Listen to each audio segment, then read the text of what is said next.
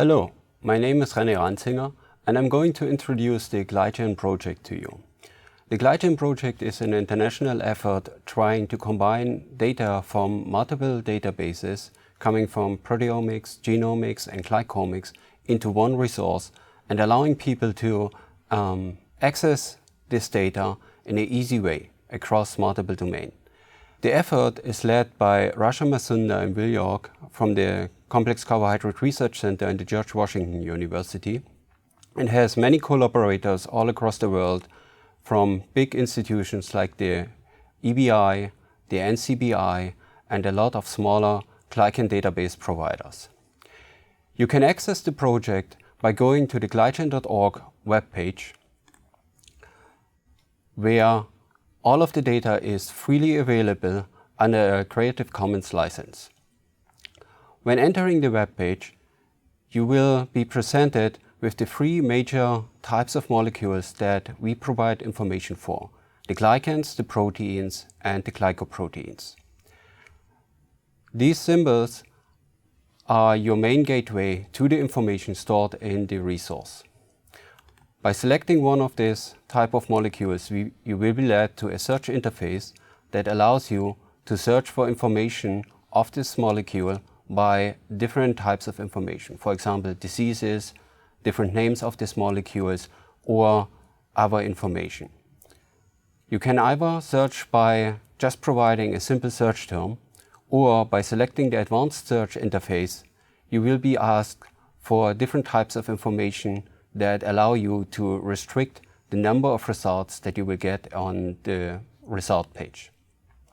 For example, you can search by different accession numbers, by the molecular mass, information about the species where a protein can appear, or by the name of a protein. When performing a search, you will always be presented with a list of results matching the information that your search query contains. For each of these molecules, a list of information is shown to you that helps you to select the right candidate. By clicking on one of the candidates, you will be presented with the detailed information that are stored in our database about that molecule.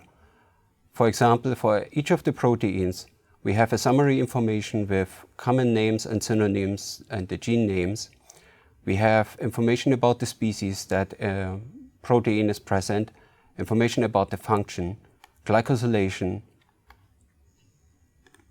references to other databases, pathways that this protein is present, different isoforms, diseases this protein has been reported in, mutations that have been reported for different diseases, and expression of this protein in different tissues or in different diseases. All pieces of information are labeled with the original data source where this piece of information was retrieved from. By selecting the data source, you will be presented with a link leading you directly to that other database, which has more complementary information about that piece of information.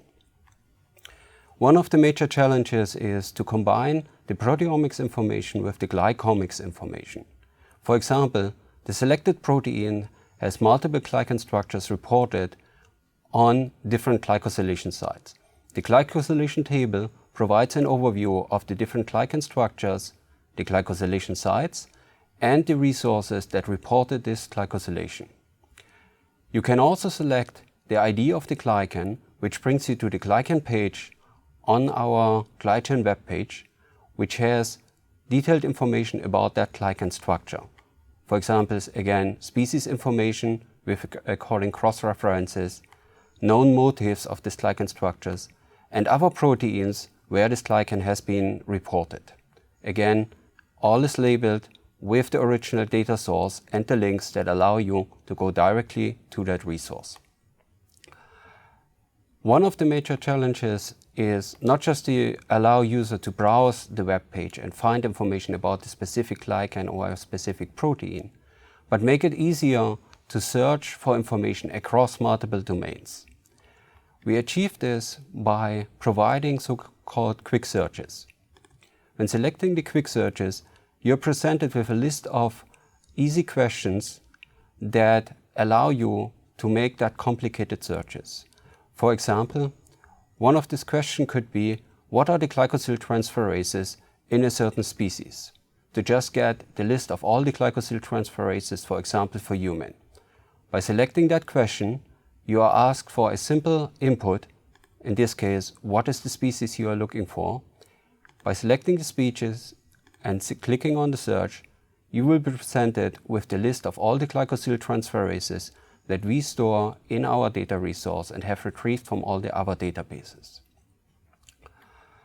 Then again, on this list page, you can look into each of these proteins in detail by selecting the protein ID and studying the details page.